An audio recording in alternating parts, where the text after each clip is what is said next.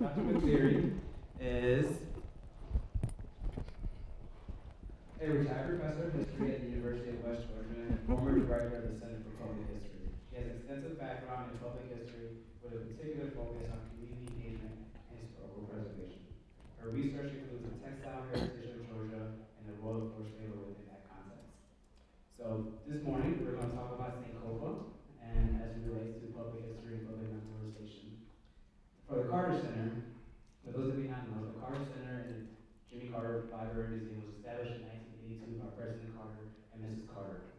President Carter was the first president to establish a working entity, so he and Mrs. Carter continued their work on democracy, human rights, and peace after his administration.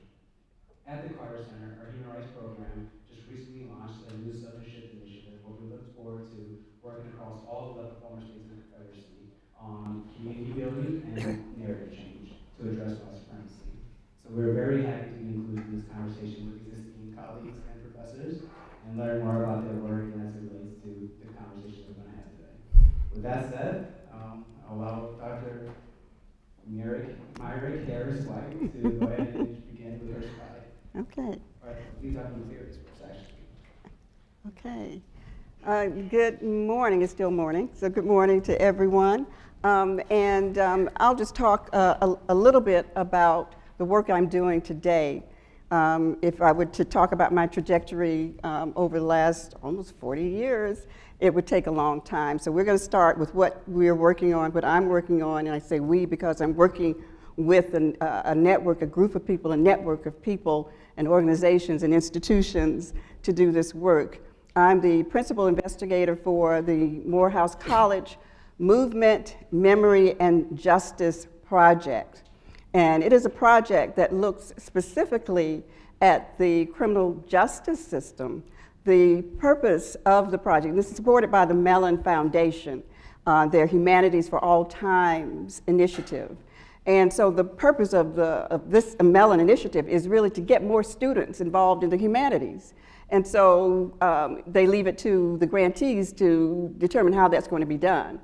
And in our case, it's about raising awareness and then preparing our students, engaging with faculty, supporting faculty, and the community, individuals and organizations in the community, to really focus on the criminal justice system, all aspects of that, from policing to the judicial system to the system of mass incarceration. And you can't do that without talking about history. And so we have, if I can get the next slide, a number of initiatives.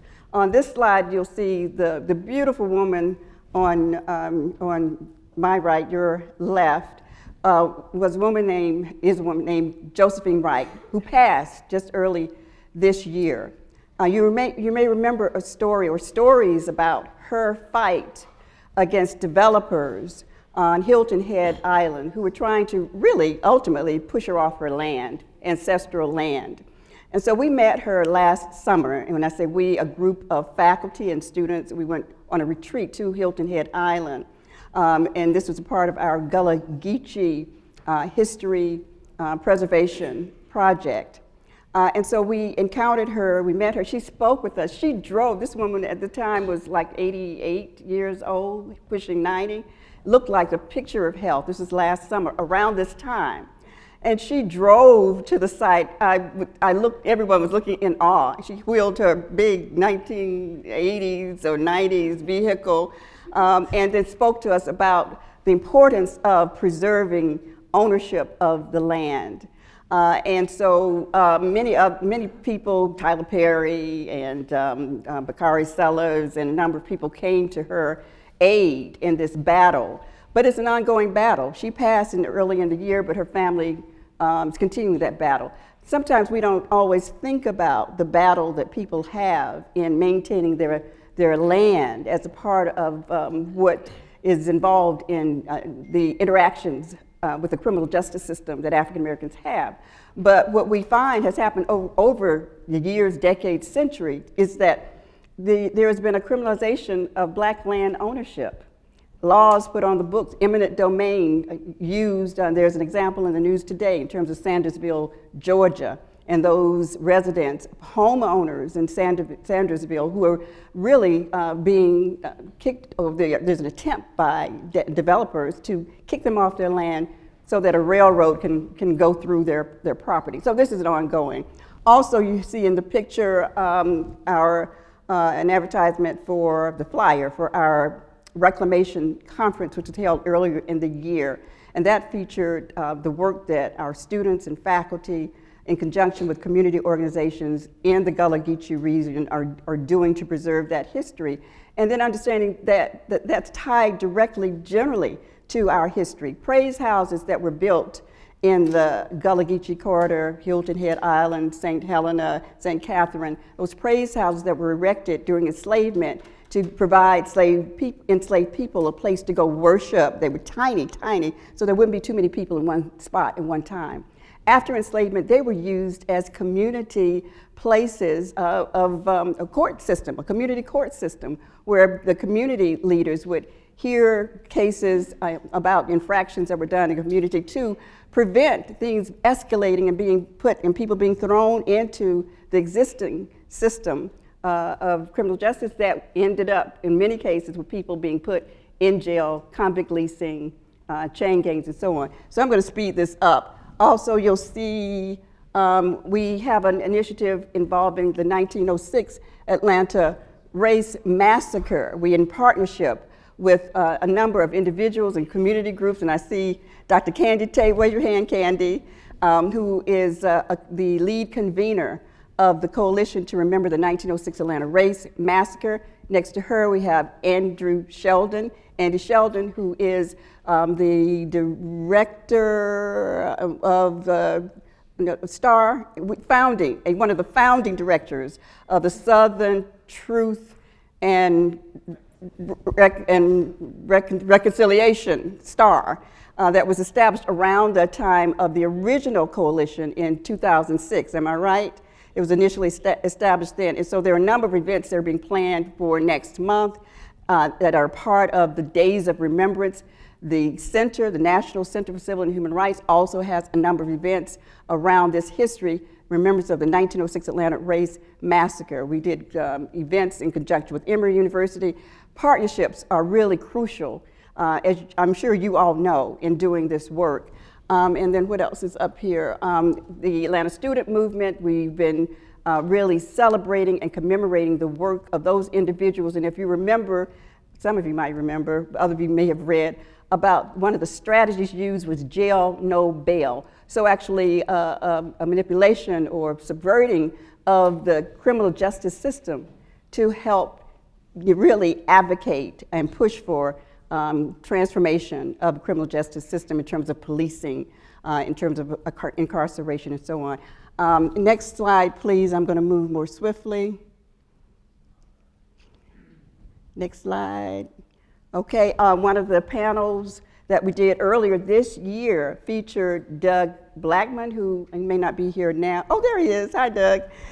And we are working together. He is the lead and really the organizer and the visionary who established the Unfree Labor Project. It's a project to document this, not just this history, but the lives of people, naming names, essentially, naming names and telling as much as can be uncovered about who these individuals were who were forced into labor at the Chattahoochee Brick Company. And over the course of the summer, and he'll tell you about it tomorrow morning, they've been able to gather information on thousands of individuals just in a short summer. And so there's that project. And that last slide, please. Last week, I was part of a panel at the UNCF Unite Summit, another summit just last week, in which I was on a panel with my colleagues, Dr. Catherine Rice and Mr. Roland Washington. Dr. Rice is the lead on the research project, Brilliance Behind Bars. It's so important to make the connections between what happened in the past and what's happening now, the direct connection between enslavement, convict leasing, chain gangs, and the current manifestation of mass incarceration, which is really, really perpetuated by the privatization of the prison system. That's a whole nother story that really needs to be focused on as well. And so these are projects that we are involved in, and looking forward to this discussion. Take it away, Ann. Thank you. Okay, can I have the next slide? I think for me, let's see what we've got. Okay, you can go to the next one. So you can go, to the next one. So I'm going to speak from a couple points of view. I'm a public historian. I came to the University of West Georgia in 1997. And we are always looking for stories to tell, right? This is our job, telling often untold stories. That's who we are. We talk about this all the time at our conferences, and Clarissa and I have talked about that recently.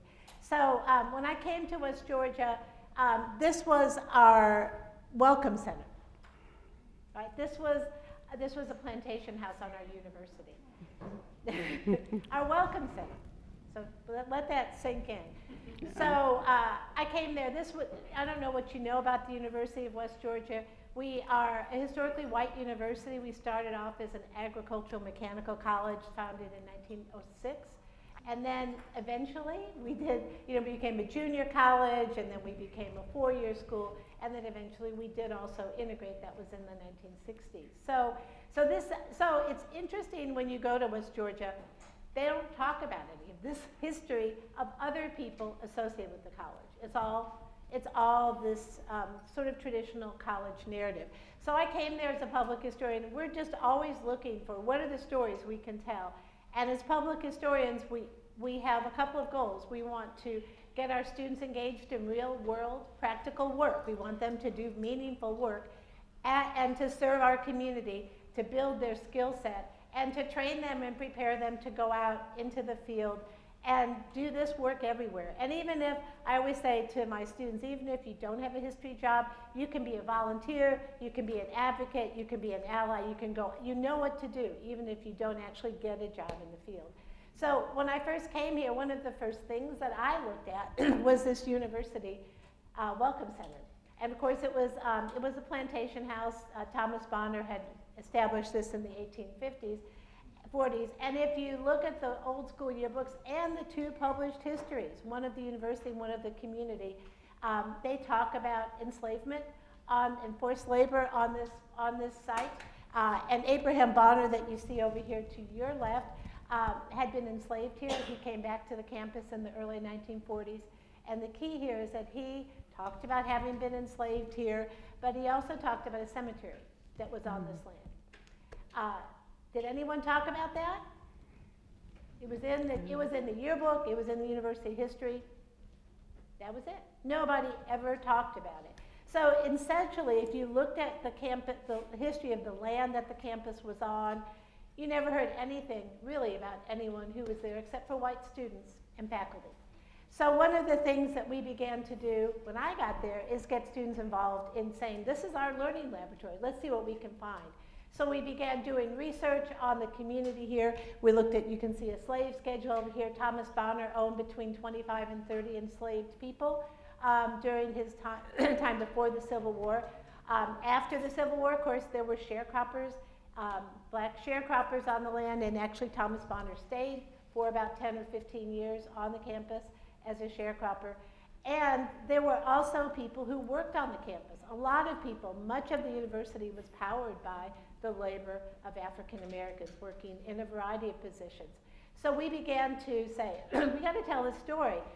Here's the issue, and we'll talk about this later. When you work at a state university, you can do all the research and the storytelling you want, but you have to have administrative support, right, to get the story out there. And that didn't happen. We were doing the stories, we were working with students, we were engaged with the community, but officially the university wasn't talking about these stories. So, next slide. Until in 2019, this is 22 years after I got here. Think about that, 22 years. A person, a community member who we had interviewed, came forward at a city meeting and said, you know, on your campus is a cemetery. where relatives of mine were enslaved and possibly buried. And then all of a sudden, embarrassed at a public meeting, the president said, oh, of course, we knew that. Yeah, we're going to do something about that. So then they turned to us, right? And so we were doing already a lot of this work. We were prepared. So we really did sort of push our agenda forward at that point. What they did, because they had to prove it, they had to prove that it was really here, the administration. So they hired archaeologists who came and documented the location of the cemetery on campus, and community members were reserved, right? As you could understand, they'd been burned a lot by the university over the years. They didn't know what to expect. The university said, oh, we're going to develop a memorial, we're going to do all this stuff, we'll do interpretation, we'll take this work that the Center for Public History is doing, and we're going to work with this. So we thought that was great. So next slide, please. So we had been, among the things we tried to do, we tried to build a descendant community of the Bonners. We had graduate students, and I have a couple of reports here just to show you. We researched various family lines, and we presented reports like this to community members. We sat down with them, family members, and we shared with them the research. We told them what we found. We had a family reunion, as you can see here, on the campus. We presented little booklets to the people who came. You can see that we took them to the site. We talked with them about the history that we've been doing. A lot of our students, throughout this whole process, I can't emphasize enough, the work was done by students, undergrads and graduates. And Autumn was one of those students, so I think I probably have the report that she helped produce as a graduate student. So there were a couple of projects where graduate students said, how would we interpret this? So we gave them the task, saying, what would you do? Tell us what you do to interpret this. So we have student reports, all sorts of handouts, and we tried to get them engaged to say, this is really cool, what could we do? We had a student who did documentary research into the census records. A lot of students, actually in the late 9th and early 20th century, trying to figure out where Bonner descendants might be, what kinds of work people were doing. We went through and tried to find the names of people who worked on campus. They were primarily, as you would expect, cooks. They were housekeepers. They were working on the grounds. We found their names. We began to document these families. We were super excited about this. Okay, the next slide, please. And among the projects that we were able to do, we did quite a few things. Some of our graduate students produced a tour, which actually you can see the QR code, over that. But anyway, they produced a tour that's on Clio, and if you use that QR code, you can get into it. This was a graduate student project. We did develop some brochures. Actually, I have those. I forgot to bring those up. Some brochures that told the history. We had a grant from Georgia Humanities through the American Rescue Plan to make publications available and accessible. And it was all going pretty well until it didn't. Right? So this was exciting. The community was finally talking to us. I mean, we've been talking, honestly, we've been working with them, but they finally said, oh, the administration is serious, they're going to put a memorial for the cemetery, we're going to have interpretive programming, and that's great. And then all of a sudden it sort of screeched to a halt. Any guesses why that might have happened? New administration. And think about the climate of the university system right now, right? So a lot of our work came about in the context of University of Georgia. Do you remember when there had been a cemetery there on the campus that had been disturbed? And people were like, oh my gosh, they did that. They did the wrong thing. Our university wanted to do the right thing. They did not build on top of that cemetery.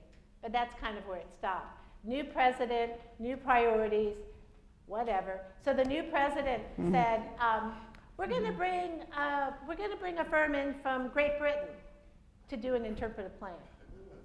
And we thought, oh, we got all these historians and other university people here working on it. What? Really? So apparently, and I retired, I'll say I retired at the end of, we finished the Georgia Humanities Grant at the end of 2022. They supposedly brought in this firm. No one's ever seen the report. Community members still say to me when I'm out in the community, because they trust us. And that's a big point I want to leave. When you tell these stories, this is a relationship where people have to trust each other, right? You have to really trust and work together, collaborate. They trusted us. They trusted our team. And all of our students were just such wonderful ambassadors and collaborators. But in the end, the community people said, where's the memorial? Yeah. It hasn't happened. No one's seen the report. And so I can speak to, as I was trying to think where to leave that, but we may talk about that. What I will say is that universities are great laboratories for sharing history, community engagement, and all of that. But a challenge is having an administration that will see the same way. And I can say that now I'm retired.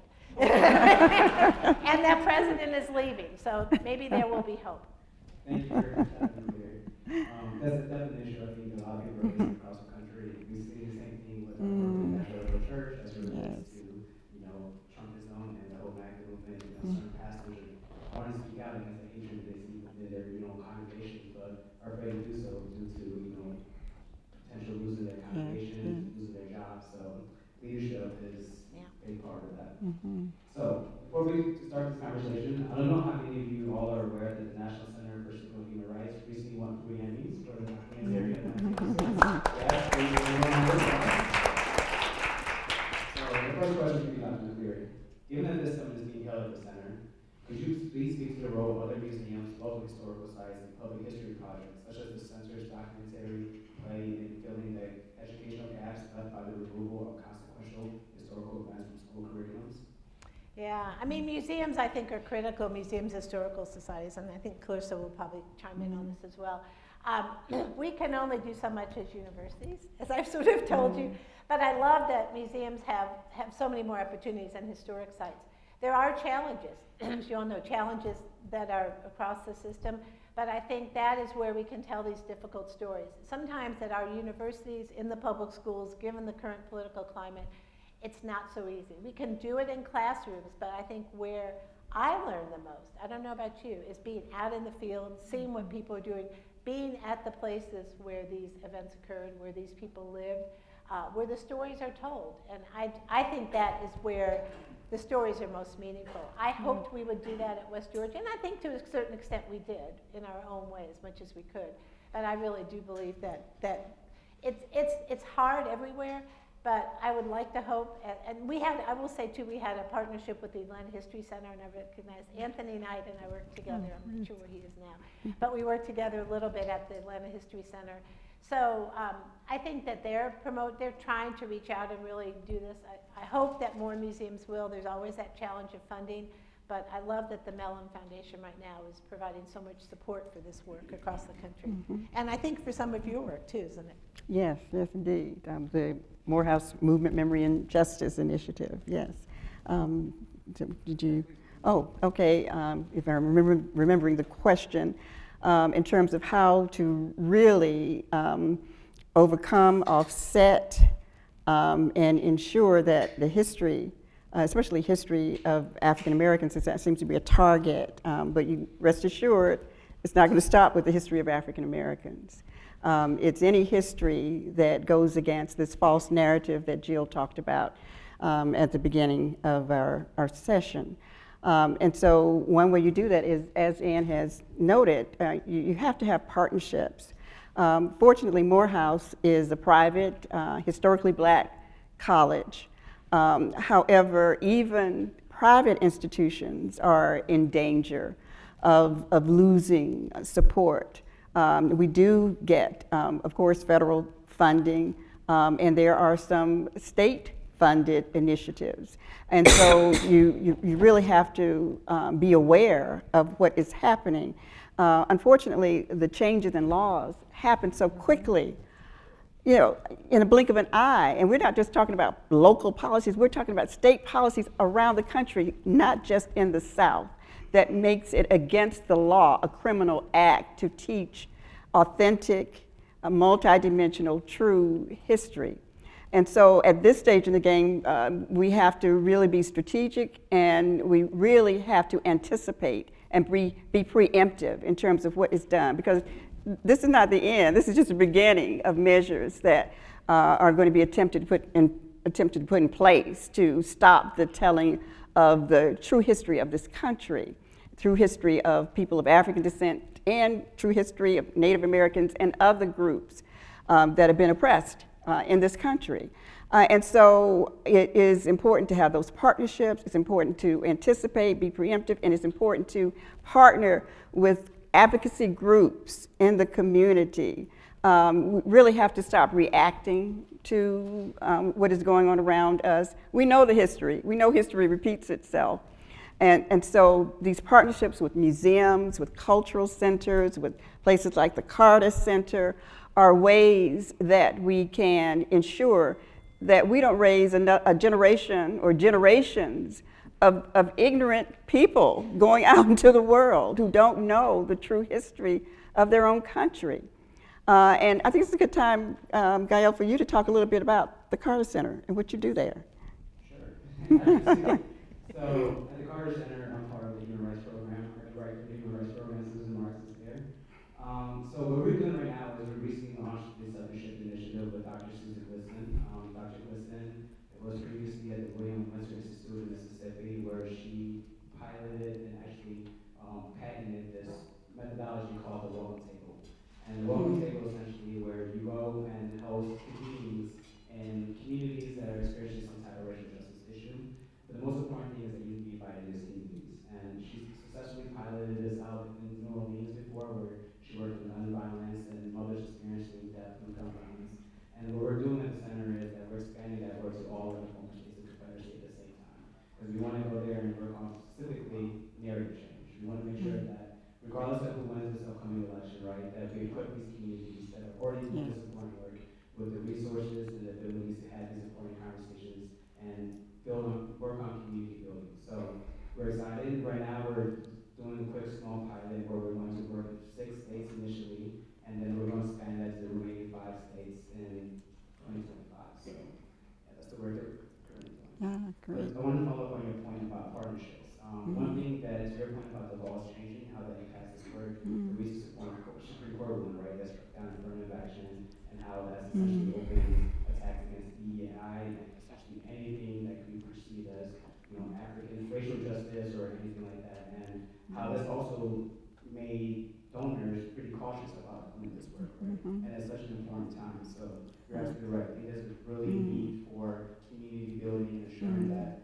everyone working in these networks are well connected and they aren't in silos, so they can find ways to push back against attacks like that. Exactly. And this is a time we really have to close ranks and unite. We're not competitors. There are limited funds allocated for grants for museums and cultural centers and whatever, but we really have to think about collaborating more intentionally. I know all of you, we all do that, but more intentionally, we have to do more of that. And also think in terms of building out your education programs, because we will really be taking the place of what should be in our curricula. And that's been the case, as we know, over time. Our history, African American history, has never been truly integrated into the school systems and really even on the collegiate and graduate level at state and private institutions for that matter.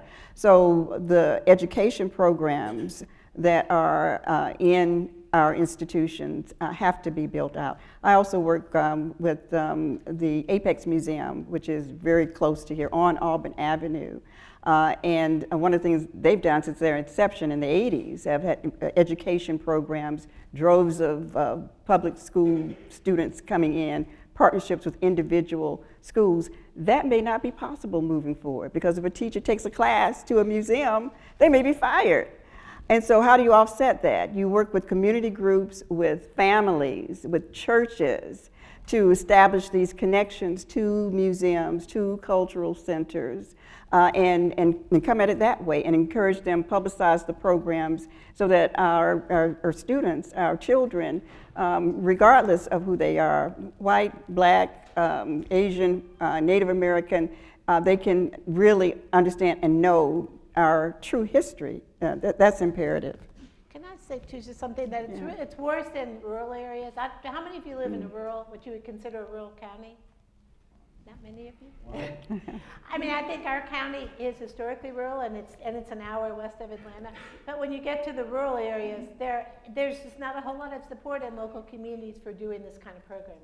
Yeah. There's real active resistance, and that's why I see a real need to be able to reach out to those rural areas, because those students don't hear these stories. Yeah.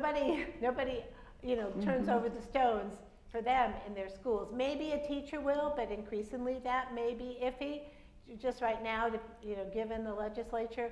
So I just know in a lot of the communities I've worked with across the state of Georgia, more rural communities, it's a challenge. So I think if you can, the more you can reach out to those rural communities in ways with educational programming or something, just so they hear this. So I think as universities, we could do that. We try to do that, but also I think museums and other institutions, it's really sort of a desperate state in rural counties where those stories won't be told. So my next question is related to that. So education is foundational, right? It's key, it's paramount, but is it enough? So I spent 7 years in Germany, and during that time I was 2014 to 2021, and I saw the rise of the Alternative for Deutschland, which is the far-right party in Germany. And while in Germany, I really got a deep respect for the commemoration of the genocide. Berlin is often cited as, one of the great examples of public history with the stumbling stones. So I had a difficult time reconciling, how a country that is committed very much to acknowledging and teaching its, dark side of its history can still, a few generations later, allow the, far-right party to gain prominence in their Bundestag. So what else is needed in addition to education? Well, advocacy and involvement, and I know with some grants, especially some foundations and even federal grants, you can't have a political agenda, but you can collaborate with nonprofit organizations that are focused on social justice. Because that's what many of these, the grants that are out there. And there are foundations, organizations that are really standing and even increasing some funding in the wake of this conservative wave that's sweeping through the country. And so you have to have those partnerships with, organizations in the community. And still that education aspect is important. I'm just get a shout out to the center, which is developing curricula around history related to 1906 and also forced labor, racial terrorism generally. That's important. And even if those curricula don't get taught in the school systems in the state, they can be made available. There's another medium, online education. And to really, I think that's something that all of us need to think about and do. And it can be done, and it doesn't have to cost a whole lot of money, but that's the way to get information to people all age ranges, all across the country, all across the world, and to establish a network, a collaboration that could do that on a grand scale would be tremendous. So for me, education is still key in establishing those partnerships with organizations that are really watching the horizon and looking out for the next wave of laws that are going to become even more oppressive and even more restrictive in terms of what can be taught, what can be shared. Mm-hmm. Yeah, I just think in some communities, again, I've worked a lot in rural America, so in some communities it's really hard to introduce these. So you kind of have to do it in a creative way. So I think partnerships, as Clarissa said, with organizations doing this work and kind of bringing it in a way that you can get the stories told. And I found that does work. You may not be in your face about it, but you can kind of weave it into some other project you have. Start to bring it in. My concern is that students don't hear these stories. People don't, they might hear them from their families, but they're just not told publicly. So I think the more we can reach out into those communities, if they're doing something, be sure to tell the full story. If they have an interest in some topic, really flesh it out so they understand all the aspects of the story and the people who's parts have not been told. So I think we have to do it, but in a creative way. Otherwise, it won't be there. So kind of weaving it in a subtle way, gradually. I always think about public history as the hook. You kind of hook them in a little bit, and then you kind of pull them in, and then they'll start to see more, and they'll start to understand more. Yeah, and we have to look to the young folk, our children, Yes. social media.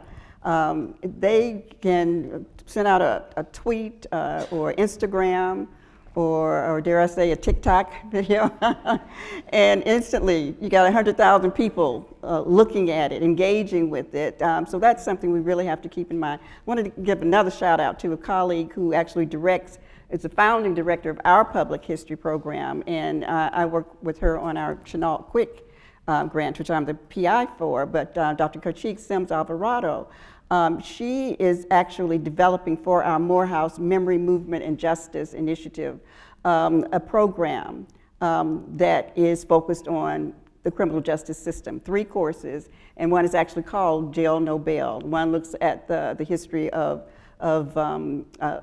convict leasing and the chain gang system. I think there are 3 courses in all that, and we'll be launching those in actually the spring semester. They'll be online through the Coursera, which is accessible, but there are a number of platforms now that allow you to put courses online, and you can even have a process in which there are continuing education credits given for those courses. I don't know how the state is going to, or states across the country, how they'll monitor and censor continuing education courses, but right now that's still an option. And even if those are no longer an option, you can always have ways. We have organizations, public history organizations, the national, international public history organizations and others, library associations, museum associations that can accredit courses. So those conversations need to go on with these organizations that we're all members of. That's the only way to do it, to work together to really counteract those things that are going on now. Absolutely. A quick follow-up for that is, what happens when public history turns into public propaganda? I'm asking this because I'm Rwandan. My family came in 30 years ago during the genocide. And I have deep pride for our Rwandan culture. And this year was a commemoration of the 30-year genocide, anniversary of the genocide in Rwanda. There's also simultaneously an election year where President Kagame won 99.15% of the votes. So, and also in Rwanda, if you go, one of the things you'll see is this commemoration of the genocide everywhere you go. So, can you really conduct public history in such a country, in an illiberal society? And also, what does that portend for the U.S. with this election coming? And you talk that first. I have to think about it. And we've been talking about that this morning. Yeah. And that's a huge question. Yes. And we talk about that at our public history conferences all the time. And I was telling Gail that I've talked a lot to a woman who's a public historian in China. And I wonder how she really does her work in China when so much is censored. So I think it makes it harder and harder. And I don't know where we're going to go with this. I think, and Clarissa and I, when we talked the other day about it, we talked about the importance of highlighting, Clarissa mentioned primary sources. But even now, I've heard from a public school teacher that they have to get their primary sources reviewed by their school board before they can use them in the classroom. Crazy. I don't know if anyone else has heard this, but a school teacher told me that. So, I mean, we're sort of heading in an uncomfortable direction on how we do this, and I don't know, I think, but the one thing that stands out to me when Gail mentioned this to us is we've got to stick together and work together and talk together about how to do this, because we've got to find a way. We've been through hard times as historians. We know that history is messy, but we've got to stick together and be creative and find ways in our little community and our circles to be able to tell those stories. It's going to be really hard. And fortunately, we're not at the level of censorship that you find in China or in Russia or in some African countries. We're not there yet, but if we are not aware and not proactive, it could very well happen. Look how quickly what has already occurred in the space of months. less than a couple of years, all this has occurred. And so to fight back against that propaganda, it really is still about getting the message out, getting the reality, getting the truth out there, whether it's through your online spaces, website, social media, through public exchanges, convenings, panels, discussions, going directly into communities, getting out of your safe space in the museums and the cultural centers and going directly into churches and community centers to share the truth, I think is something that we have to do more of. Quick 2 minutes. No? Okay, questions. Dr. McCleary, you spoke a little bit about recently retiring in 2022. Can you speak quickly about what may have caused you to retire? Were there any Well, I will say I was old enough to retire. So, but I think there's quite a few frustrations with the university system of Georgia. Do any of you teach at state universities or? Okay, so you certainly know. I just can tell you that I'm trying to teach history, which is a loaded topic, which everyone says, oh, you just teach history. It doesn't really matter. Anyone can teach history, right? That's what they say. But it's become harder and harder. Just right before I retired, I remember there were some legislators who wanted to know if critical race theory was being taught at universities. And so there was a call put out to university presidents. And what they have increasingly done is taken our syllabi and put them online. We have to put them online through a program that everybody uses. So they can easily search your syllabi. So they can get in, so they ask the presidents who has this who has critical race theory in the class syllabi. And so they search them and they send a list of names of people who had that in their syllabus. So that was eye-opening for all of us. Because as historians, of course, you might look at a history syllabus and you might say, oh, it's just a history syllabus, you know? But so what we all said as historians is we teach a lot of difficult history, and we're going to continue teaching it. And but if you put those keywords in your syllabus that could be seen by legislators, you could be, I don't know what would happen. I'm a public historian. I'd be happy to go work in a museum again. I don't feel obligated to work at a university, but I'm just saying that this is the kind of climate that we're in at the university system. Maybe it will get better. Hopefully so. And I think you made a really great point about when we look back into this in the past, right, Sankofa, and we got to also remember the flip side to all the progressive, changes that happened. And to your point, McCarthyism, right? I think what you shared reminds me a lot of the rest of McCarthyism. So when we see that, churning is up the head in contemporary times, I'm sure that we actually acknowledge what it is and call it out for what it is. Yeah. Right. Thank you. Any questions? Good job. So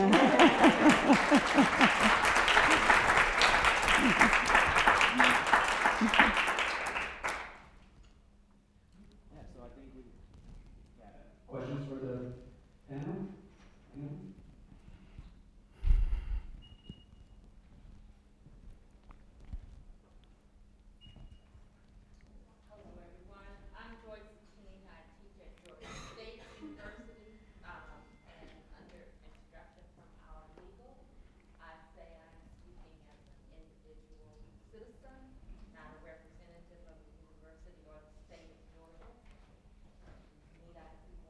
I just am reminded from your conversation of something Bob Moses said when he talked about the civil rights movement working on the demand side. And what he meant by that was, thank you. What he meant by that, is that it? Okay. I'm reminded of something Bob Moses said, working on the demand side. And what he meant by that was getting the movement from the people to move things forward. Yes. So I would suggest that one of the strategies that we can be mindful of is young people demanding a truthful curriculum. And when you think about the beginnings of the civil rights movement and children walking out of school school because of what they were being taught, whether here in the U.S. or in South Africa. So I think we need to see the children as active agents in this process. Yes. I think those one-to-one conversations are critical. And that's, I think, what you have as a college professor, right? That's where we can actually get out and talk to people, have those conversations when we... Yeah. But Joyce, you're absolutely right. The Atlanta Student Movement, case in point, here in the Atlanta University Center, they organized very quickly after the sit-ins in Greensboro, North Carolina in February 1960. And in a matter of weeks, really, they had organized all the students on all of the, at that time, 6 campuses in the Atlanta University Center. And many people don't know that there were also high school students involved in the movement, and high school teachers and faculty from the institutions to support them, not to lead them, but certainly to advise and support the work of the students. So yes, the children, they will lead us. You know, we just tell them the truth, tell them this history, and then they can take it from there and get advice from elders who have been through similar kinds of things. But what many of the veterans of the Atlanta student movement have shared with me is that they're learning from the young folk, those who are still active. They're really being formed by the imaginations, innovation, and determination of our young people. So it remains true, the young people are our future. We have to look to them and make sure that they're ready. Yeah. In addition to that, right, absolutely. One thing that Dr. McCleary and I spoke about on the right here is the importance of mentorship, right? Yes. I think that it's really incumbent on the older generation. You guys have the wisdom, you guys have the experience to help mentor the youth and young people as we try to navigate this changing, political field and the culture of wars that are going on in this country right now. So I absolutely think that, the future is definitely in the hands of the youth, but we need the wisdom of the older generations and their guidance as well. Any other additional questions from the group? Mr. DJ.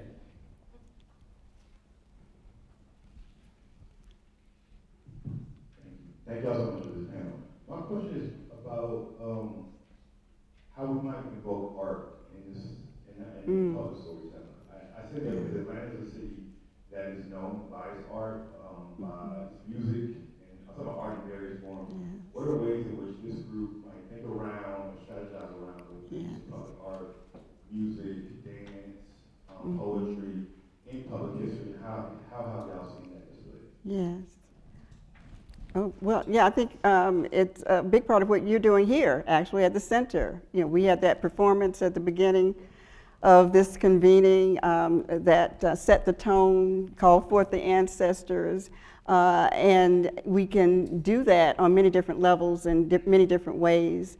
The murals that have been done are being done in this city and many other cities and many communities that focus on a particular moment in history or particular people in history. Again, this is the way to get that history out there, to get the interest among all those across the generations in the community. So partnering with artists who do work, especially those who do work around social justice issues, featuring them, featuring their work, music, poetry, readings, again, commissioning or having competitions for writers to do short stories or poetry about particular aspects of history. This is also important just to get that history in the memory of individuals, young and old, you know, poems or raps. You know, we remember things that, think back, some of you think back in the day when we used to learn our math timetables by singing songs, or all children learn the ABCs by singing or rhyming or whatever. We're going to have to resort to these measures to teach basic aspects of our history, be creative about how that is conveyed, not only in exhibitions, but those exhibitions have to be multimedia, and then in addition to that, have these creative outlets, creative expressions that are shared throughout the community, in the institutions and in the community. So yes, DJ, the arts are important. And I would say to connect those with local events. Yes. Because at the same time, if you can connect them to, if you can, the mural can be a scene as your stories. If you know there's a specific event, you could depict in a mural, something you could do in a play, something you could talk about. Like we have Thomas Dorsey's from Villa Rica, they have an annual festival. You know, if you could use your local history as a lens to sort of some of these bigger issues. So that's a role that we can play, is finding those stories that we can then tie the public art to. And at the Carter Center, what we're doing is, for the past 2 years, we partnered with Voice Able and Sweet Auburn Stories, which is a podcast, online podcast, where we interview living civil rights icons from Atlanta. The past 2 years, we interviewed Lonnie Johnson, who was the inventor of the Super Soaker, and Mr. Norman Clayton, which I'm sure everyone here is familiar with their work. And we make sure that those videos are accessible. We put them on YouTube, on Voice Feeds, the Sweet Auburn Stories feed, so that way, and there's intergenerational conversations happening, right? Making sure that is pivotal to these, to this movement in public history, to make sure that you connect, the new generation with the past generation, and you memorialize those online and make it accessible for everyone else to access as well. So that's what we're trying to work on. Can I say something to that? One of the things we realized in our work doing oral history projects with middle school students, they're somewhat uncomfortable talking to elders about the history. Sort of things have changed a little bit and they're uncomfortable. So you might need to help facilitate that as you sponsor those intergenerational interactions. Because there's, I don't know, maybe they're just sort of afraid of old people. They don't know what to ask. They don't know what to say. They're nervous about people, maybe not in their family, but other community members. So I think that's another way we can kind of help them see, well, how do you do an oral history? And that's part of what we did. We brought a faculty member trained in gerontology in to come and talk to them about old people. What are they like? They're not awful, they're not scary. You can talk to them, but to help get them comfortable with the realization that you can learn from these people. It's not just you're doing the school assignment, but you can really sit back and reflect on what they have to say. What questions do you ask? What do you want to know? What do you really want to know? Exactly. So facilitating those intergenerational conversations takes a little work too. It doesn't automatically happen, is what I'll say. And I always, in my classes, especially the African American experience class, I have students to interview members of their family, their elders, their grandparents, their great aunts. That makes it sometimes a little easier for them to converse and connect to those they're interviewing with. But doesn't have to be just done in colleges, universities, or middle schools. When you have these community events that we were talking about, that can be a focus. Have a little booth. What's the name of that? That StoryCorps. Yes. Replicate that concept and have a space where a child can interview an elder, whether someone in their family or someone in the community, and record and preserve those so that they're part of your archives, but also become accessible through podcasts. There's so many ways to disseminate this information these days. So for sure, oral history projects are extremely important. We've had students develop a play based on oral history that they've done. So there's all kinds of opportunities out there. And that way they get to not only reflect on theirs, but listen to others and say, what are the stories? What can we tell? And they love that. Once they get into it, they're super excited to work on it.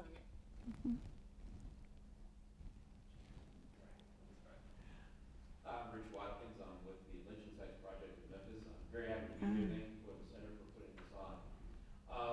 Actually, a question for both of you, and it has to do with your future work.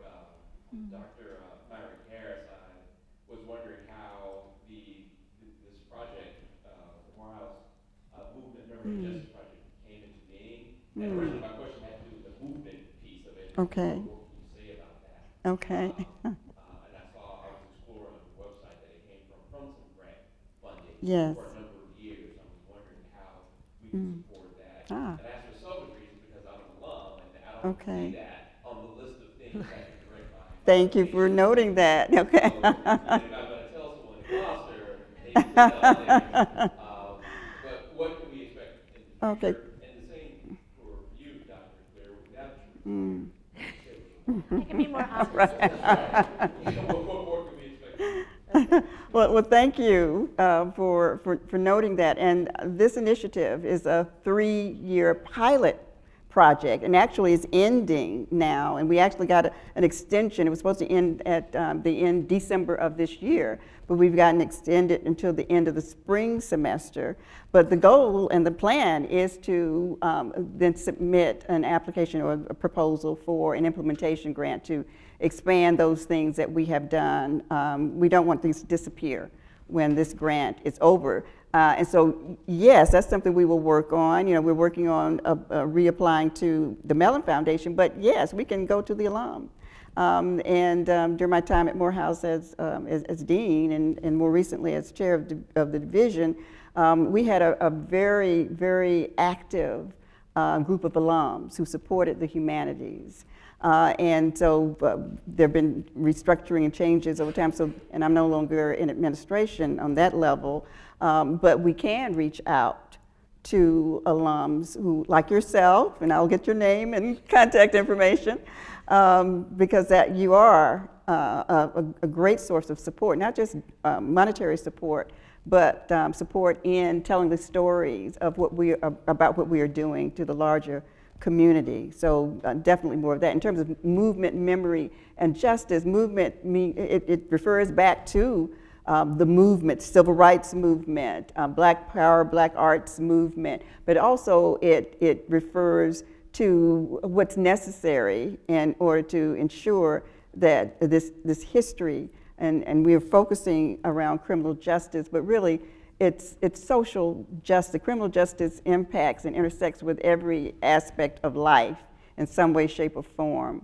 And so movement is necessary to ensure a movement in terms of not just allowing things to stand in the status quo, but you have to keep the movement momentum going to push for, facilitate change. And so that was all part of the thinking in terms of that. But thank you for that question. Yeah, that's a good question. So in terms of our university history project, our president is leaving soon. In fact, I think he is giving a talk today, and then he's going to Arkansas. So if you're in Arkansas, I'm sorry. But anyway, so I have said to a couple of my university colleagues, when the new president gets settled, we'll have an interim and then we'll have a new one, but I'm certainly going to raise that issue. Mm-hmm. The challenge is once you build a project like that, and then I still want to advocate, but the community has lost trust in the institution. Mm. So will the community come back? Mm. Will they trust it again? But for God's sake, can't they just put a memorial for the cemetery? Can we, I mean, that was the biggest disappointment for this community. So I'm still, you know, I kind of stepped away because it made me really angry, but I'm certainly going to step back into that. But on another project I'm working on right now is with the Smithsonian Museum on Main Street program. They're the ones that sponsor those small exhibits that travel through the states, through the Humanities Councils. So they have an initiative right now working with 4-H communities across the country to do sort of civic education. And so the project we've developed and we're implementing, starting this month actually, is the students will do an advocacy project in their community. They're going to look at an issue that interests them, that they want to take a stand on. They have to interview two different people on two different sides of the issue. Then they have to sort of research it and then take a stand and present it. Mm-hmm. So I think what we're trying to do, it's been a really interesting way. You know, this will be working with rural youth, right? So we'll see how it goes.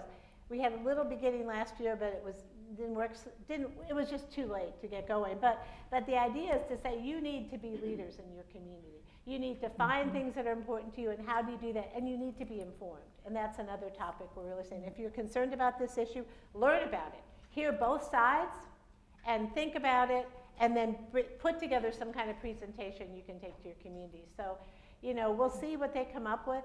It's a little dicey for the Smithsonian right now, you know, given how things are going there. But I'm going to be curious to see how that goes, to get people to recognize that they can be active leaders and should be active leaders in their communities, that the youth need to get involved. Yes. So, so we'll see.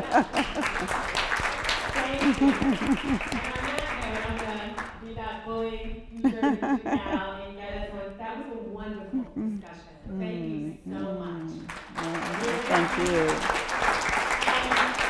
What was found here from all of you is the import of us partnering together. Yes, And yes. so we're going to have an opportunity till 1:55 to do that partnering, so to get to know each other, but just to give you a scope of what's going on, we have lunch.